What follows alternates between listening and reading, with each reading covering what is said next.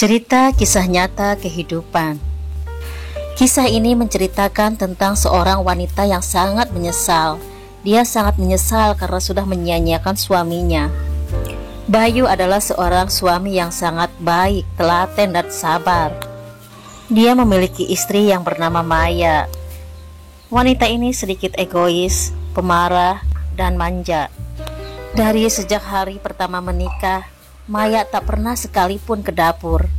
Dia tak pernah masak untuk suaminya.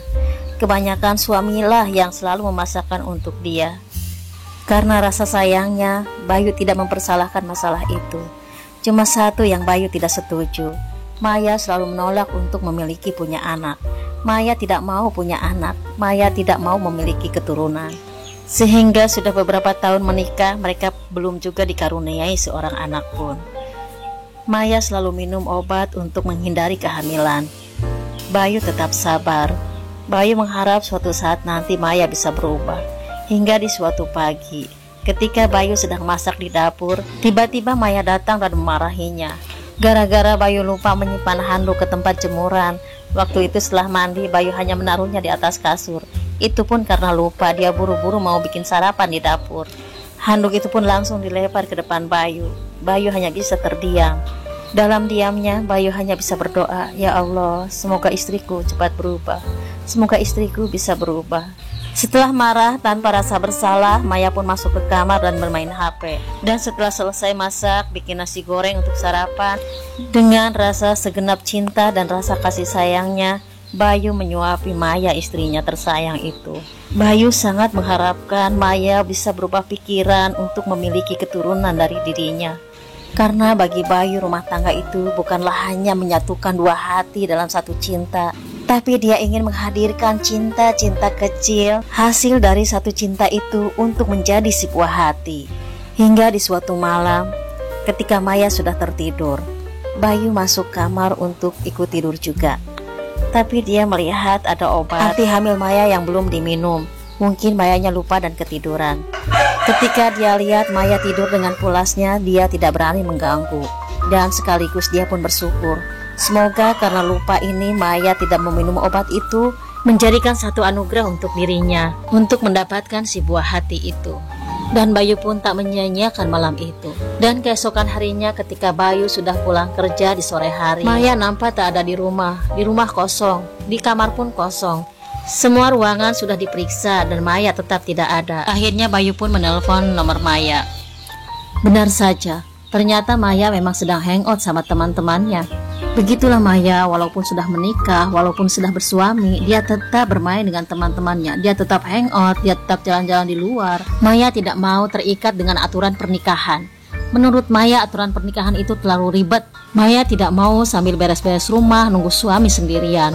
Maya lebih suka nongkrong-nongkrong sama teman-temannya di luar. Terlebih lagi, Maya lebih suka nongkrong hangout sama teman prianya, bukan hanya dengan teman wanita saja. Hingga suatu hari ketika Bayu sedang memasak di dapur, tiba-tiba Maya datang dengan kalap, marah-marah, maki-maki, semua cacian ditujukan untuk Bayu. Maya marah sekali. Maya marah sambil menunjukkan sebuah tespek. Ternyata tespek itu sudah garis 2, menunjukkan bahwa Maya sedang mengandung anak dari Bayu itu. Bayu tertegun. Dia tak menyangka, tapi hatinya bahagia. Dia bersyukur. Ya Allah, terima kasih dengan anugerahmu ini. Ya Allah, terima kasih kau kabulkan doaku begitu cepat. Hari demi hari, bulan demi bulan, Bayu merawat ibu hamil itu dengan penuh kasih sayang. Tak sedikit pun Maya diizinkan untuk bekerja. Semua pekerjaan rumah dilakukan oleh Bayu sendirian. Dari ngepel, nyapu, nyuci piring, nyuci pakaian, masak, semuanya Bayu yang melakukan. Walaupun dia pontang-panting bekerja di luar karena pekerjaannya dan bekerja di rumah karena kebersihan rumahnya, dia tak apa-apa. Dia rela, dia ikhlas demi kelahiran buah hatinya. Dan Bayu pun sangat bersyukur karena Maya bisa menjaga kandungannya. Maya sudah mau hamil untuk dirinya. Padahal dari semula Maya sudah mengatakan dia tidak mau. Dan karena besarnya rasa cinta Bayu ke Maya, apapun dia rela melakukannya. Apalagi sekarang demi buah hatinya juga. Dan di suatu hari tiba-tiba Maya merasakan sakit yang teramat sangat. Sakitnya sudah tak tertahan, dia pun menjerit, berteriak, memanggil-manggil Bayu. Tentu saja Bayu datang dengan kaget. Bayu pun langsung membawa istrinya ke klinik. Pasti Maya mau melahirkan. Dan benar saja, ketika Maya dibawa ke klinik bersalin, tidak lama kemudian Maya pun melahirkan seorang bayi cantik yang mungil. Dan singkat cerita, si bayi mungil itu sudah menjadi besar. Dia sudah berusia 9 tahun. Bayu memberi nama dia Fatimah. Fatimah sudah menjelma menjadi gadis kecil yang pintar dan ceria. Setiap hari Fatimah hanya bisa bermain dengan ayahnya saja. Ibunya yang setiap hari super sibuk, tak ada waktu sedikit pun untuk bermain dengan Fatimah. Walau demikian, Fatimah tetap bahagia. Karena setelah melahirkan, Maya bekerja di luar rumah. Dia memutuskan untuk bekerja karena dia emang tidak suka dengan anak kecil. Bayu pun tak keberatan. Dia sudah sangat berterima kasih dengan Maya yang bersedia melahirkan seorang putri untuk dirinya. Walaupun setelah melahirkan, tak sekalipun Maya mengurus Fatimah. Fatimah diurus hanya oleh Bayu saja seorang diri. Walaupun sudah memiliki seorang putri, Maya tidak pernah berubah. Dia tetap suka nongkrong di kafe dengan teman-temannya. Dia suka hangout, suka jalan-jalan, tak menghiraukan Fatimah ataupun Bayu di rumah. Hingga di suatu hari ketika dia sedang nongkrong di kafe dan dompetnya ketinggalan, dia buru-buru nelpon ke Bayu untuk membawakan dompet ke kafe itu. Tapi Bayu kan sedang kerja, jadi Bayu tidak bisa cepat-cepat. Walaupun begitu, Maya tetap tidak mau tahu. Dia tidak mau peduli. Yang Maya tahu hanyalah dompetnya harus ada di tempat itu sekarang juga.